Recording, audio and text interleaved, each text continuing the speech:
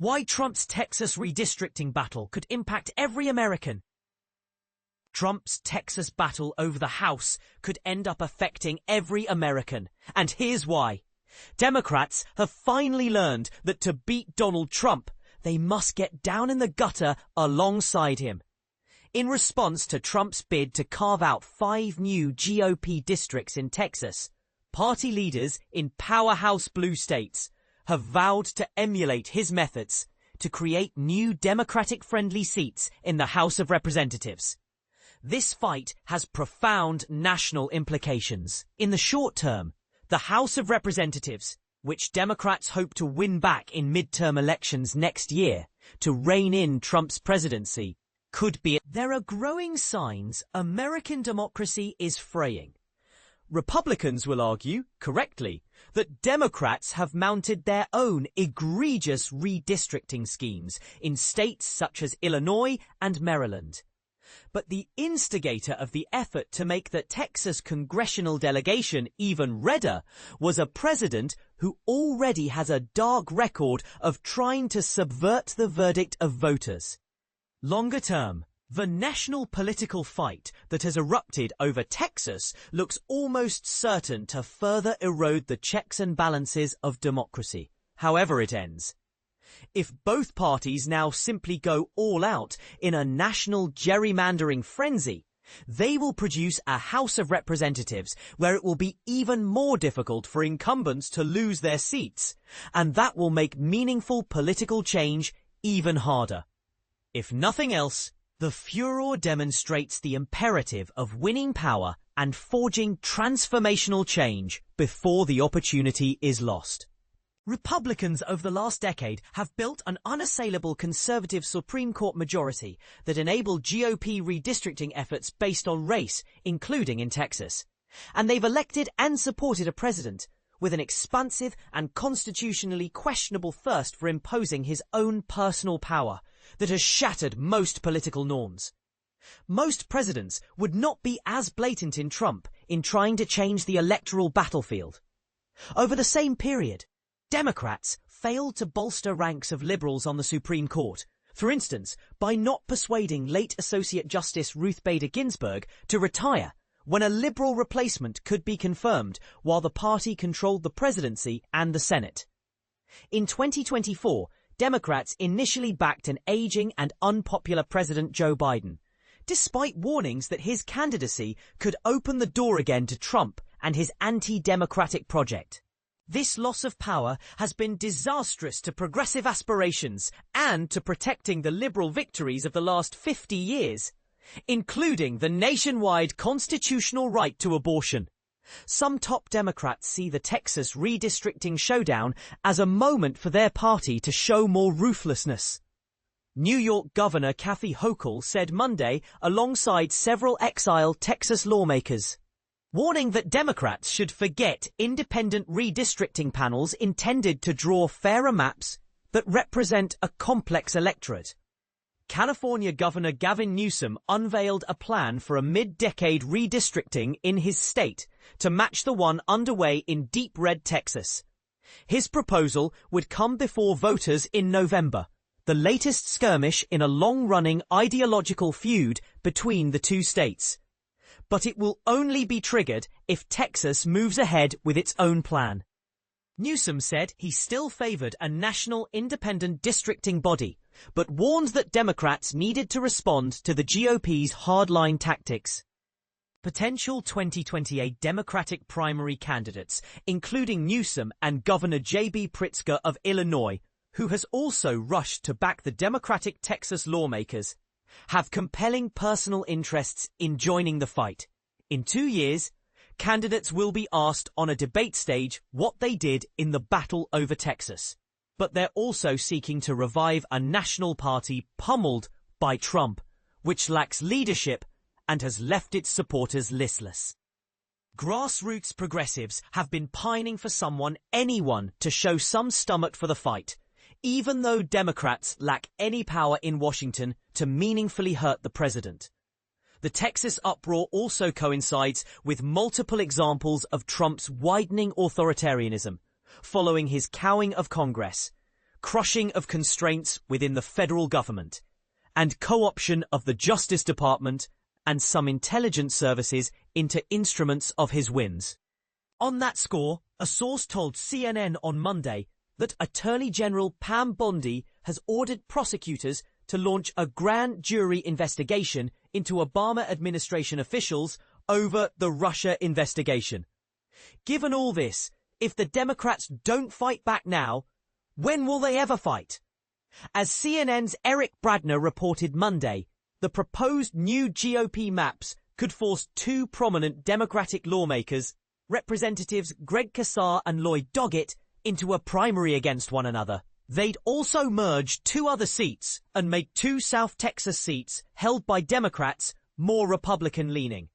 While the Democrats made a statement by leaving Texas, their chances of ultimately prevailing seem thin, given the financial pressure of $500 daily fines for non-attendance and their interrupted livelihoods when they are away. And Texas Governor Greg Abbott, a key Trump ally, could call further special sessions later in the year.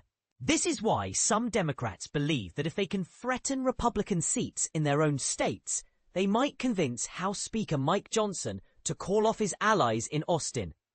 This seems a long shot, however, not least because there are considerable impediments in New York to a swift redrawing of maps.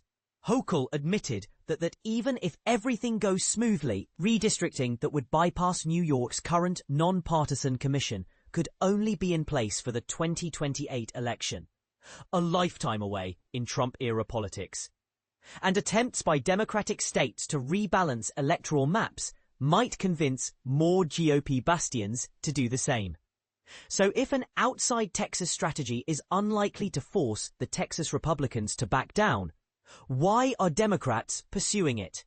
This may be one of those times in politics when a party can win something by losing. Democrats might not only engage their demoralized partisans by taking the fight to Trump on Texas, they can use the battle to organize and focus their message as they grapple for traction after a grim political year. Defending democracy might be a desirable project in the abstract, but in the past, especially when Biden was warning that Trump imperiled America's soul, the idea felt distant from voters, infuriated by high grocery prices and the cost of housing. And impassioned warnings from Democratic leadership about how Trump would threaten democracy didn't stop his re-election. Hochul and other Democrats seemed on Monday to be reaching for a way to connect the democracy question to more immediate voter concerns through the prism of the Texas power grab. She argued that stopping such schemes was critical to charting a path back to power, so Democrats could reverse Trump's policies on tariffs and deportations. That will require a toughening of the Democratic approach, one that underscores the distance traveled since former First Lady Michelle Obama warned that when Republicans like Trump go low, we go high. Texas Democrats flee to Illinois. A cartoonishly dumb strategy. What happens when a political protest makes headlines not just for its intent, but for the irony of its execution? Texas Democrats have certainly set the internet ablaze, with supporters calling their actions heroic and detractors labeling the move as anything but brilliant. In a dramatic stand against Republican-led redistricting efforts, a group of Texas Democratic lawmakers left their home state, stalling a pivotal vote in the House by denying Republicans the necessary quorum. Their destination? Illinois, a blue state that surprisingly has been frequently criticized for its own notorious gerrymandering practices. The optics here are hard to ignore, and that's where the controversy really intensifies. Illinois Governor JB Pritzker wasted no time welcoming the Texan delegation, pledging his support and calling their journey an act of courage. Pritzker, himself a prominent Democrat eyeing possible future national ambitions, insisted the Texas representatives were left with no alternative if they wanted to uphold the rights of their constituents.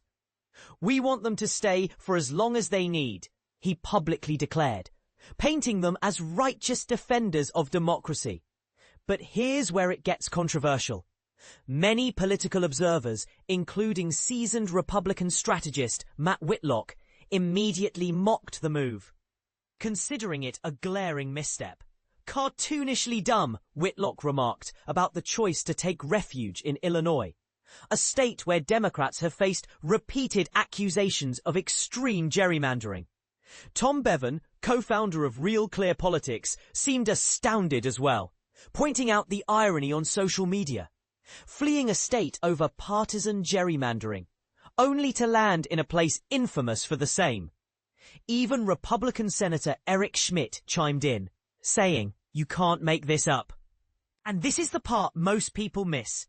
While Texas Republicans seek to redraw maps in hopes of creating up to 5 more GOP-friendly congressional seats, a typical maneuver during periods of political risk for the party in power, Democrats argue the move undermines fair representation.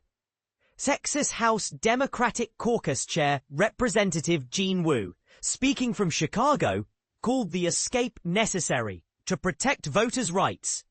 Still, critics are quick to reference the power play made by Illinois Democrats only 4 years prior, when they redrew their own maps to eliminate GOP seats and solidify their majority. After the last census and redistricting cycle, Illinois shifted its balance from 13 Democrats and 5 Republicans to 14 Democrats and only 3 Republicans. A dramatic tilt.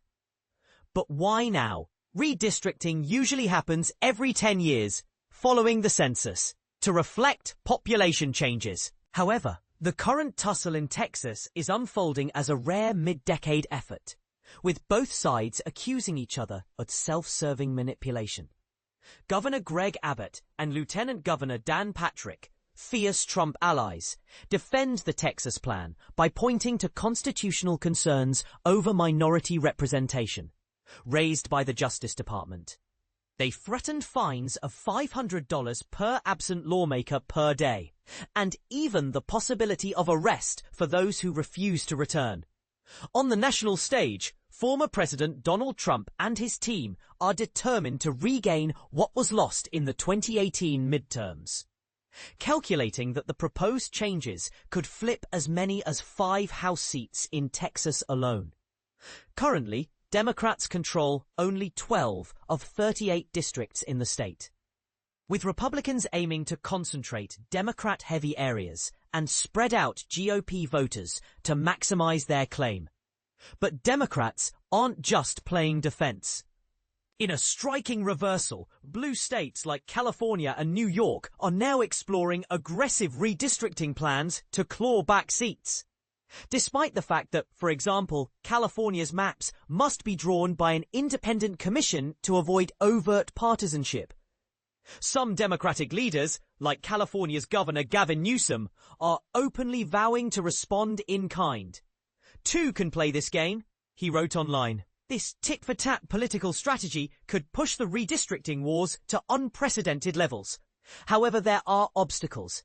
State constitutions in places like Illinois, New York, and New Jersey place significant limits on how maps can be redrawn, which could stymie even the most ambitious plans. Meanwhile, in states such as Ohio and Florida, Republicans are considering their own mid-decade map rewrites, potentially shifting even more congressional seats toward the GOP. At the heart of this escalating standoff are big questions about the future of American democracy. Is it ethical to redraw maps for partisan gain? Is fleeing your own state a brave act or simply grandstanding? Does either party truly have the moral high ground here, or are both engaged in a high-stakes game of chess with ordinary voters caught in the middle? Boldly put, are these redistricting wars a necessary safeguard in a divided nation, or proof that the system is dangerously broken? Do you think Texas Democrats made a savvy strategic play, or did they undermine their own cause by seeking refuge in a state with a controversial redistricting past? Jump into the comments and share your take. Whose side are you really on in this fight?